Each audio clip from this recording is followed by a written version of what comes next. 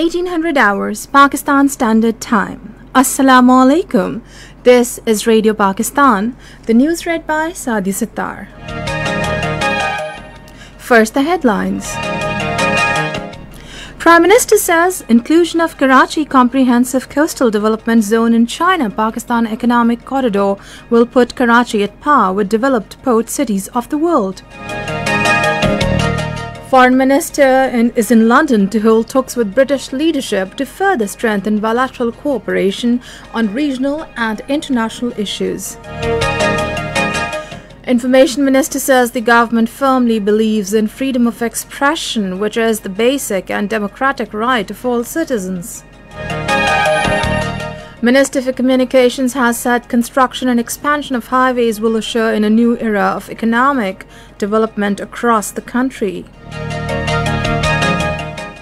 In Indian illegally occupied Jammu and Kashmir, Indian troops in the fresh act of state terrorism martyred 2 more youth in Bandipora district today. The interim Afghanistan government of Taliban has appealed all the countries for resumption of international flights, promising full cooperation with airlines. And now the news in detail. Prime Minister Imran Khan has said inclusion of Karachi Comprehensive Coastal Development Zone in CPAC is game changer, and it will put Karachi at par with developed port cities of the world. In a tweet, he said it will clean up our marine habitat for fishermen, develop 20,000 low-income housing units, and create opportunities for investors. Prime Minister Imran Khan will visit Karachi tomorrow to perform groundbreaking of the Karachi Circular Railway project. Sindh Governor Imran Ismail, while talking to media persons in Karachi today, said the ceremony is being held at Cantonment Railway Station. 250 billion rupees worth Karachi Circular Railway project will be completed in 3 years.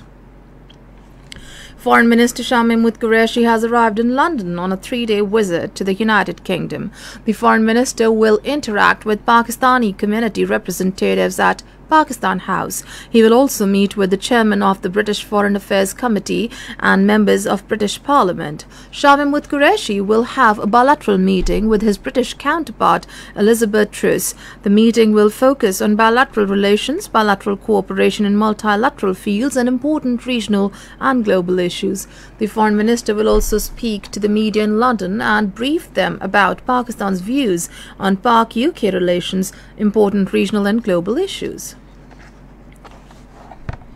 Minister for Information and Broadcasting Chaudhry Fawad Hussain says the government firmly believes in freedom of expression, which is the basic and democratic right of all citizens. In a felicitation message to the elected office bearers of Hazara Journalists Association, he said a strong, independent and active media is imperative to strengthen democracy and to promote democratic values. Fawad Chaudhry said the government is taking all possible steps for protection of rights of journalists and media workers. Minister for Communications Murad Saeed has said the construction and expansion of highways will usher in a new era of economic development in the country. In a statement today, he said Prime Minister Imran Khan not only promised the development and prosperity of the backward and deprived areas, but also took practical steps for it. The minister said in comparison to the rulers of the past, Prime Minister paid special attention to the development of Balochistan and problems of its people. Meanwhile, talking to media persons in Islamabad today, Minister for Communications said present government is constructing highways and motorways on build, operate, transfer basis instead of past practice of taking loans. He said PTI government saved billions of rupees by ensuring transparency in road infrastructure projects. Speaking on the occasion, Minister for Information and Broadcasting Chaudhry Fawad Hussain said PMLN has committed massive corruption in the contracts of highways and motorways. Fawad Chaudhry further said that PTI government returned $10 billion debt during the last 3 years. This is Radio Pakistan. In Indian illegally occupied Jammu and Kashmir, Indian troops in their fresh act of state terrorism yet again martyred 2 more Kashmiri youth in Bandipora district today. Indian troops martyred the youth during a cordon and search operation in Watrina village. The All Parties Hurriyat Conference spokesman, in a statement in Srinagar, deplored that the occupied territory has been completely besieged by more than 1 million Indian troops. He demanded an early intervention by the United Nations to implement its resolutions on Kashmir to end heinous war crimes committed by the Indian troops in occupied territory. The UK-based Kashmiri diaspora held protest outside the Indian consulate in Birmingham against Indian Prime Minister Narendra Modi's speech at the United Nations General Assembly. Addressing protesters, President Tehreek-e-Kashmir UK Raja Fahim Kiani said Modi's hands are stained with blood of thousands of Muslims in Kashmir and India.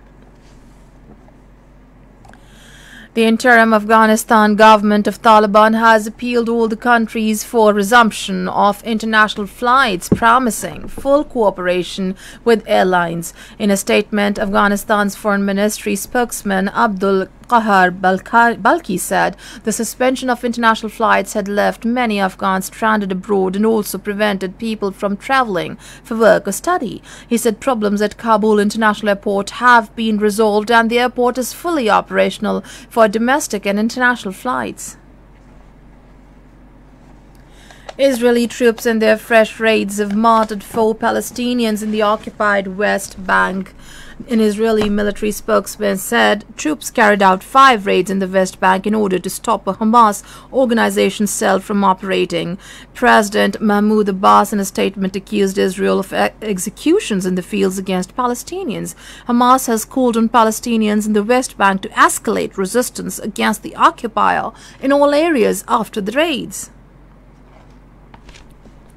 Sudan's military says it has repelled an attempted incursion by Ethiopian forces in the border area between the two countries. Talking to newsmen, the head of Sudan's military, General Abdel Fattah al-Burhan, said the Ethiopian forces has been forced to retreat from the Barakit area. Tensions along the border between the two countries have escalated since the outbreak of a conflict in Ethiopia's northern Tigray region last year. In Germany, polling of the elections of lower house of the parliament, the Bundestag, is in progress. Some 60.4 million Germans over the age of 18 are eligible to vote for the 598 member parliament. Pre-poll surveys show Merkel's Conservative Alliance, led by Armin Laschet, is slightly behind Olaf Scholz's Social Democratic Party. In Iceland, for the 5th time in the history of Europe, women have more than half of the seats in new parliament.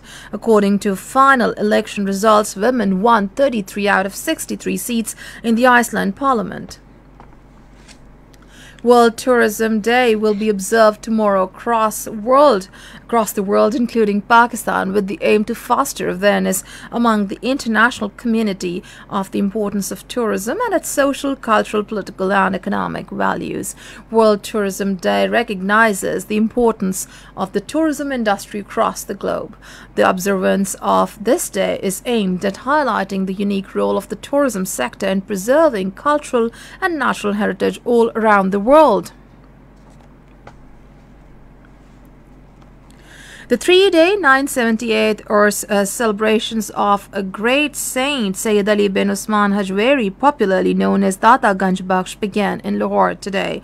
Punjab Minister for Awqaf and Religious Affairs, Pir Sayyid Sayyidul Hassan, inaugurated the Urs celebrations by laying a traditional chadar and a floral wreath on the grave of Sufi saint. Speaking on the occasion, the minister underlined the need of promoting teachings of Sayyid Ali Hajweri and other saints to eliminate intolerance and extremism from the society.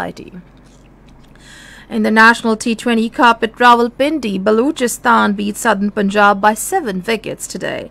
Batting first, Southern Punjab scored 101. In reply, Balochistan achieved the target in 17.2 overs for the loss of 3 wickets.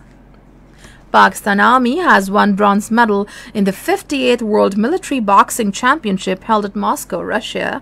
Sepoy Bilawal Zia of Pakistan Army clinched bronze medal at World Military Boxing Championship. And finally, the weather update.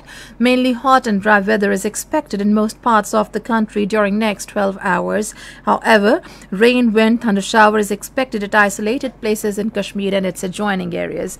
And that is the end of the news. For more news and analyses, do log on to our website radio.coe.p.